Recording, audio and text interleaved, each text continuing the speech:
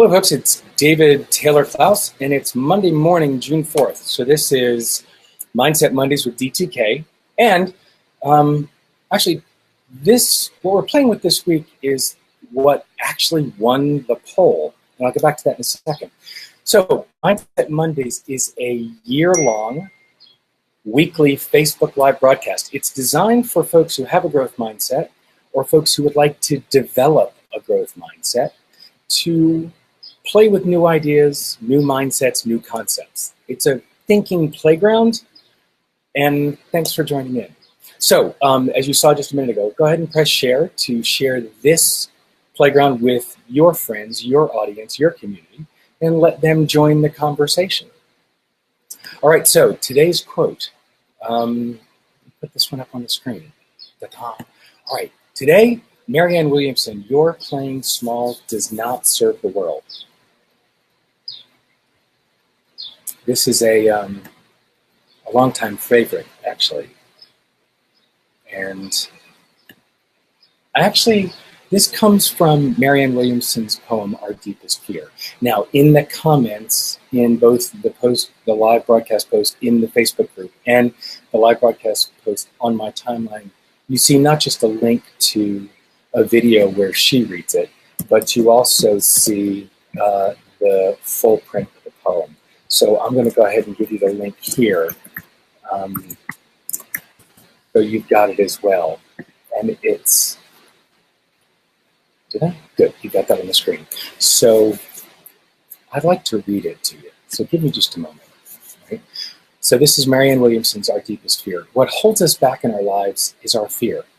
And sometimes when you take a very close look, you find out your fears are not exactly what you thought they were. Our deepest fear is not that we're inadequate. Our deepest fear is that we are powerful beyond measure. It is our light, not our darkness, that most frightens us. We ask ourselves, who am I to be brilliant, gorgeous, talented, fabulous?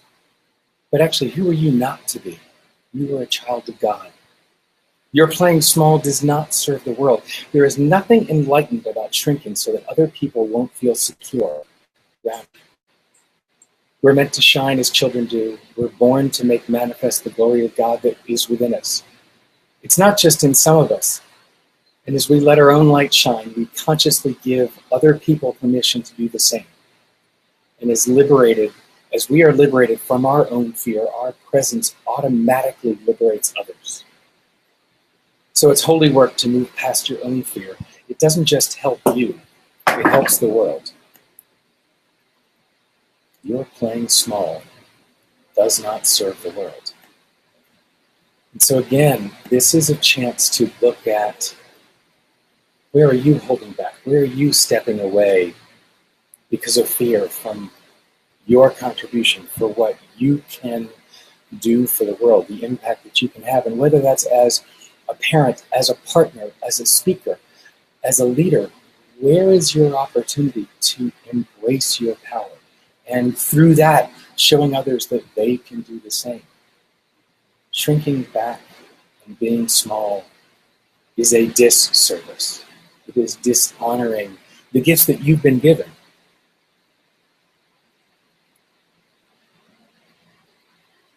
You know, look at the work that I do now.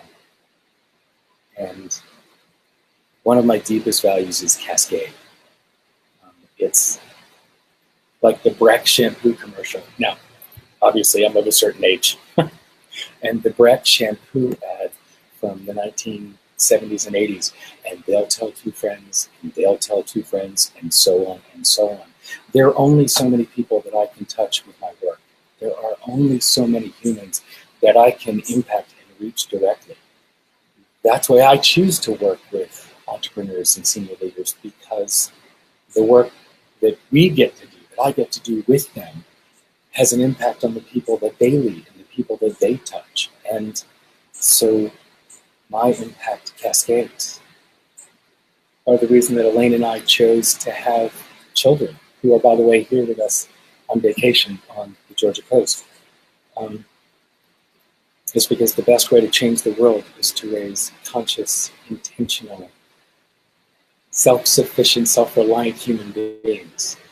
And whether that's through childbirth or adoption, that's a huge way to cascade. So where are you impacting the world around you beyond what you can reach, what you can touch? Where are you leaning into the impact you can have? You know, and yes, this is a really natural place for that universal imposter syndrome to land. Where the who am I to be fabulous? Who am I to be, wait, what's the line? I gotta go get it again. Who am I to be brilliant, gorgeous, talented, and fabulous? Who are you not to be? Yet, when Shirzad Chamine, who the former chairman and CEO of Coaches Training Institute and author of a body of work called Positive Intelligence, you can see him at positiveintelligence.com. More on that in a minute. Shirzad did some research, and in one of his events, he had 100 CEOs in the room, and all these folks were evidently leading companies in the hundreds of millions and above. And when given the opportunity to take note cards and write one of their fears, one of the things that kept them up at night, and without a name on it, and turn those cards in, out of the 100 people in the room, Shirzad Chamine says 201. We all had some flavor of the imposter syndrome show up. They're going to figure out, I don't know what I'm doing. And so that's a fear that comes up. Like I said, we're all making it up as we go along. We're all doing our absolute best to figure things out as we go forward. But when we surrender to that fear and choose to stand back and choose to play small, it doesn't serve. It models for other folks to be small and to hold back. I love what Jody wrote. Let me find my cursor and I'll share it for a second. Focusing on helping people find the value in helping others. And wow, what an opportunity to focus on impact as a way to skirt the fear. Right? The opportunity is, instead of focusing on the fear, focus on what you want for the people around you. What do you want for? You know, we go through life trying to figure out what we want from folks. What if you approach things as what you want for? What a great way to play a bigger game. What a wonderful way to step past the fear of, who am I to be brilliant and fabulous? My God, who are you not to be? It is our opportunity to be intentional and have the impact that we're here to have, to grow beyond our fear, to show up beyond our fear. You know, thank you, Jody. One of the conversations I've had with Jody, one of the favorite ideas is that to every fifth grader, a sixth grader is a god, right? And take it out of the hyperbole and the comedy of that. But my goodness, we're all just figuring it out. We lean into the idea of each one, teach one. Humans are wired that way at an instinctual level. When we learn a lesson, we're wired to want to teach it. Well, lean into your wiring. The fear is all made up. The fear is all constructed. Lean into that natural urge to teach, to grow, to lead those around us. That's who we are as humans. God, it even passes epigenetically.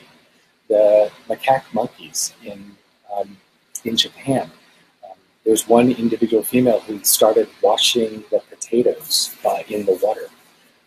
Would go to the bank and wash off the potatoes before she ate them.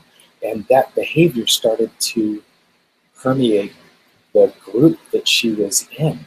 And the other individuals started washing the potatoes as well. And even when the researchers removed an individual from that group and raised it with other macaque monkeys, that individual who had never actually seen other tribe members washing the potatoes, that individual started doing it as well. So the behaviors that we have and that we develop are passed along epigenetically.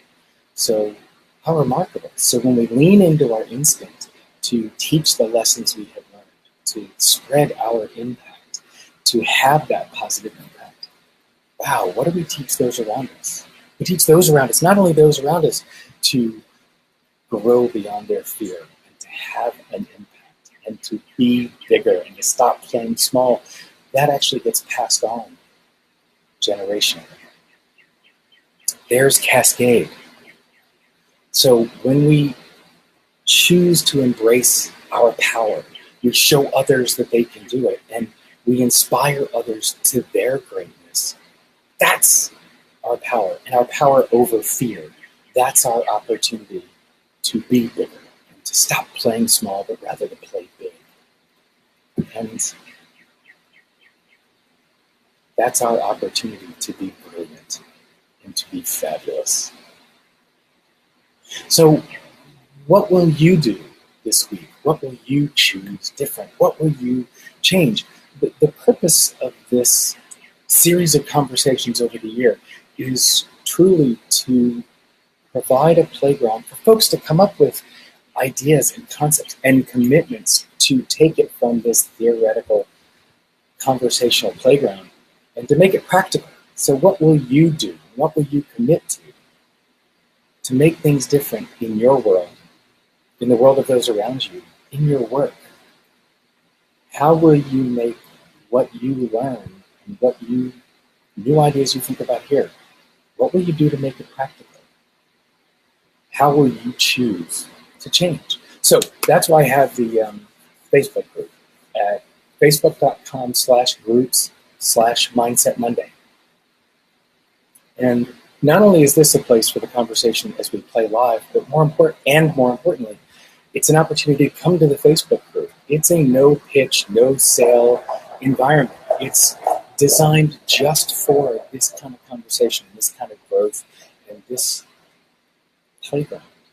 So come join and share the commitments you're making to impact your world and to make things better and to play bigger and to step beyond your fear. Let's play. Jody, I want to share one more because I love this piece. Couldn't have anticipated a year ago. You know, a lot of times when you're asked the question, what is it that you want to see different? What do you want to be? What do you want to change? What do you want to have? A lot of people's first out loud response is, oh my God, I don't know. Here's the cool part. Just asking the question changes what you think about inside. It changes the conversation. And when you change the conversation internally, things begin to change externally. Right? Things are created twice. First envisioned, then in reality. So ask the question, what is it you want to see different? What will it look like when you create that change? And what's the cost of doing nothing? So come to the Facebook group, Mindset Mondays, and share. What is it you want to see different in your world? What will your world look like when you create that change? So until next week, what mindset will you choose?